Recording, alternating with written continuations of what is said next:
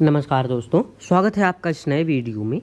इस वीडियो में हम देखेंगे कि क्लास 9th का जो मैथ है एनसीईआरटी बुक का, उसका जो चैप्टर 7 जो है वो चल रहा है और आज हम उसके 7.4 वाली जो प्रश्नावली है, ठीक है, उसके क्वेश्चन में जो हैं उन्हें हम क्या करेंगे, सॉल्व करेंगे।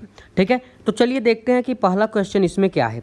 तो पहला क्वेश्चन हमसे ये कहता है कि दर्शाइए कि समकोण त्रिभुज में जो कर्ण होती है वो सबसे लंबी भुजा होती है। ये हमें सिद्ध करना है कि भाई बता दो आपकी जो कर्ण होती है किसी समकोण त्रिभुज में वो सबसे बड़ी होती है। तो चलिए सिद्ध करते हैं।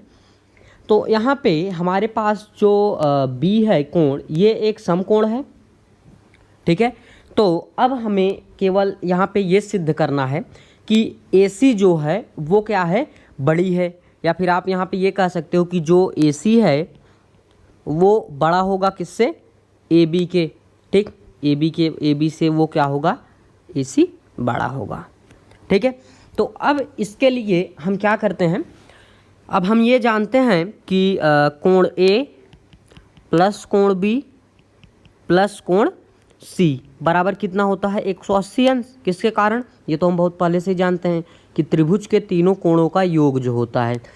ठीक है, त्रिभुज के तीनों कोणों का योग।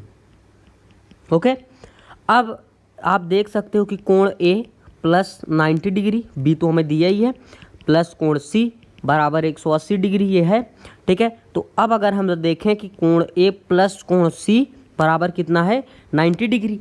तो अब कोण A जो है और कोण C जो है ये क्या है कि 90 डिग्री से छोटा है। ठीक है, क्योंकि ये दोनों मिल करके क्या कर रहे हैं कि 90 डिग्री बना रहे हैं। ठीक है, और B जो है वो अकेले ही 90 डिग्री है। तो आप यहाँ पे क्या लिख सकते हो कि जो 90 डिग्री है ये बड़ा है किससे, कोण C से, मतलब कि कोण C छोटा है। ठीक, तो अब आप यहाँ पे क्या देखते हो कि जो कोण C है इसके सामने की भुजा क्या है, AB। तो आप लिख सकते हो कि यहाँ पे AB क्या होगा, ये छोटा होगा, 90 डिग्री के सामने की भुजा क्या है, AC। ठीक, तो ये क्या हो जाएगा हमारा AC। यही तो हमें सिद्ध करना था कि AC जो भुजा होगी वो सबसे बड़ी होगी। यही चीज़ जो है आप यहाँ पे भी अप्लाई कर सकते हो। ठीक है, चलिए सेकंड केस भी देख लेते हैं यहाँ पे। अब हमने यहाँ पे कोण C ले लिया, तो अब 90 डिग्री जो है कोण A 90 डिग्री से छोटा ही होगा। तो आप यहाँ पे क्या लिखोगे कि 90 डिग्री जो है वो बड़ा है कोण A से। अब आप देख सकते हो कि कोण A के सामने की भुजा क्या है, BC। तो आप क्या, और 90 डिग्री के सामने की AC। ठीक है, तो ये क्या हो जाएगा, AC बड़ा है किससे, हमारे BC से। ठीक है, तो यहाँ से भी आप देख सकते हो कि BC और AB जो हैं ये AC से छोटे हैं। तो इसीलिए आप कह सकते हो कि AC जो भुजा होगी वो क्या होगी, सबसे बड़ी होगी। या फिर आप कह सकते हो कि कर्ण जो होता है किसी भी समकोण त्रिभुज में वो बड़ा होता है। ठीक है, चलिए नेक्स्ट क्वेश्चन देखते हैं। क्वेश्चन नंबर 2, आकृति 7.48 में त्रिभुज ABC की भुजाओं AB AC को क्रमशः बिंदु P और Q तक बढ़ाया। यहाँ पे आपको एक त्रिभुज दिया गया है ABC, इसे आपके P पॉइंट और Q पॉइंट तक बढ़ाया गया है। ठीक है, साथ ही हमें यहाँ पे क्या दिया है कि कोण PBC ये वाला कोण जो है वो छोटा है किससे, कोण QCB, इस दूसरे वाले कोण से, मतलब कि कोण QCB बड़ा है कोण PBC के। अब हमसे ये पूछ रहा है कि आप दिखाओ कि AC जो है वो बड़ा होगा AB से। ठीक है, तो चलिए देखते हैं। तो ये रहा हमारा सेकंड क्वेश्चन। ठीक है, इसमें हमें दिया है कि ये वाला जो कोण है, कोण PBC ये क्या है, छोटा है किससे, कोण QCB से। ठीक है, अब अगर आप देख पा रहे हो कि ये जो कोण है ये त्रिभुज ABC का कौन सा कोण है, बहिष्य कोण है। ठीक है, अगर आप देखो तो यहाँ से, तो आप ABC की जगह देखिए, आप लिख सकते हो कि त्रिभुज ABC में। ठीक है, या फिर आप BAC कह सकते हो। ठीक है, चलिए हम BAC से ही शुरू करते हैं।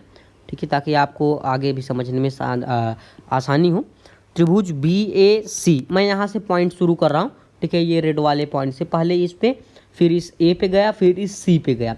ठीक, तो इस तरह से अगर मैं आपको समझाने के लिए ले रहा हूँ, इसमें क्या होगा कि जो हमारा कोण PBC है ये क्या है, छोटा है, अब ये PBC किसके बराबर है, इस कोण A और इस कोण C के।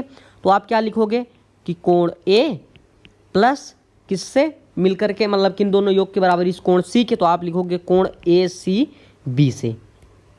ठीक है। अब अगर आप देखो इस वाले त्रिभुज CAB में, त्रिभुज CAB में इसे आप समीकरण 1 मान सकते हो। ठीक है। अब त्रिभुज CAB में हमने क्या देखा कि ये जो कोण है रेड वाला आपको जो नीचे की तरफ दिखाई दे रहा है, कोण QCB, ये क्या है, ये इसका बहिष्य कोण है इस त्रिभुज का। अब इसके कोणों का योग क्या होगा, ये कोण A, ये कोण B। ठीक है, इन दोनों के बराबर होगा। तो आप क्या लिख सकते हो, कोण A प्लस कोण ABC प्लस कोण ABC, इसे आप समीकरण 2 मान लो। अब आप सिंपली यहाँ क्या करो कि समीकरण 1 प्लस समीकरण 2 कर दो, समीकरण 2। अब आपके पास यहाँ पे क्या है, पहले आप लिखिए जो आपको पहले ज्ञात था। हमें पहले ये ज्ञात था कि कोण PBC जो है ये क्या है, छोटा है किससे, कोण QCB से। ठीक है। अब आप इन पे मान रख दीजिए जो जो हमें यहाँ पे पता है। तो आप PBC के जगह क्या रखोगे, इस समीकरण 1 को, कोण A प्लस कोण ACB। ठीक है, ये छोटा हो जाएगा किससे, कोण A प्लस कोण ABC से। ठीक है। तो अब आप यहाँ पे क्या देखोगे कि A इसमें भी है, A इसमें, तो ये जो है यहाँ से कट जाएगा, बराबर है। तो आपके पास आ जाएगा कोण ACB जो है वो छोटा होगा किससे, कोण ABC से। अब ACB के सामने वाली भुजा कौन है, ACB, ये वाली भुजा AB। तो यहाँ पे AB क्या हो जाएगी, छोटी, और कोण ABC के सामने वाली भुजा क्या है, AC। तो और हमारे पास क्या है, AB जो है वो छोटी है किससे, AC से। यही तो हमें यहाँ पे प्रूफ करना था कि जो AC है वो बड़ा होगा AB से। ठीक है। तो हमारा जो आंसर था वो कुछ इस तरह से आया था, हमारा ये ऐसे आया, AB जो है वो छोटा है AC के। और अब इसे भी जो है इस तरह से भी लिख सकते हो, AC जो है वो बड़ा होगा AB से। ठीक, ये भी राइट है, ये भी राइट है। ठीक है। तो यहाँ पे हमारा जो क्वेश्चन है वो सॉल्व हो जाता है। चलिए देखते हैं क्वेश्चन नंबर 3। क्वेश्चन नंबर 3 आपसे ये कहता है कि आकृति 7.49 में कोण B जो है वो छोटा है कोण A से, और कोण C जो है वो छोटा है कोण D से। तो हमें यहाँ पे ये दिखाना है कि AD जो है वो छोटा होगा BC से। ठीक है, इस BC से जो AD है वो छोटा होगा। तो चलिए देखते हैं कैसे। ये रहा हमारा डायग्राम क्वेश्चन नंबर 3। इसमें हमें ये दिया है कि कोण B छोटा है कोण A से। आप पहले लिख लो, कोण B जो है वो छोटा है कोण A से। और क्या दिया है, और हमें दिया है कि कोण C छोटा है कोण D से, कोण C छोटा है कोण D से। ठीक। अब आप AB को देखिए, AB कहाँ पे, AB इस वाले त्रिभुज में है। तो आप यहाँ पे क्या लिखोगे कि त्रिभुज ABO में या फिर OAB में, OAB में हमने यहाँ पे क्या देखा कि कोण B जो है वो छोटा है। तो कोण B के सामने की भुजा कौन सी है, OA, या फिर आप कह दो AO। और कोण A के सामने की भुजा क्या है, OB, आप इसे लिख सकते हो BO। ठीक, इसे क्या करो आप समीकरण 1 मान लो। ठीक है। अब आप क्या करो कि दूसरे त्रिभुज में देखो, इस ग्रीन वाले जो यहाँ पे आपको कोण D और कोण C जिसमें है। तो हमें दिया है कि कोण C जो है, पहले हम लिख लेते हैं कि त्रिभुज OCD में, OCD में। ठीक है, हमें इसमें क्या दिया है, इसमें हमें दिया है कि कोण C जो है वो छोटा है। अब कोण C के सामने की भुजा कौन सी है, ये OD। तो आप क्या लिखोगे, OD, ओके, OD ये छोटा होगा। ठीक है। कोण D के सामने की भुजा कौन सी है, OC। ठीक है, इसे आप समीकरण 2 मान लो। अब आप क्या करो, सिंपली सीधे सीधे आप समीकरण 1 प्लस समीकरण 2 कर दो। ठीक है। जब आप इन दोनों को जोड़ोगे तो आपके पास यहाँ से समीकरण 1 से क्या आ गया, AO प्लस OD बराबर, सॉरी, जो है ये छोटा होगा किससे, OB प्लस OC से। अब अगर हम AO और OD जोड़ें, AO और अगर हम OD जोड़ते हैं तो हमें क्या मिलेगा, AD छोटा होगा किससे, OB और OC को जोड़ने से हमें क्या मिलेगा, BC। ठीक है, तो यहाँ पे आप लिख सकते हो कि जो BC है वो बड़ा होगा किससे, AD से। ठीक, अब हमसे देखिए पूछा क्या है कि जो AD है वो क्या होगा कि यहाँ पे आप देख सकते हो, ठीक है, कि AD छोटा हो रहा है यहाँ किससे, BC से। ठीक है, वही AD छोटा है BC से, मतलब कि जो BC भुजा है वो यहाँ पे बड़ी है। ठीक है, वही चीज़ हमें यहाँ पे मिली हुई है। ठीक, आप इसे भी लिख सकते हो कि पहले आप BC लिख दो फिर AD, तो बात तो वही हुई कि BC यहाँ पे बड़ी है AD से या फिर AD छोटा है BC से।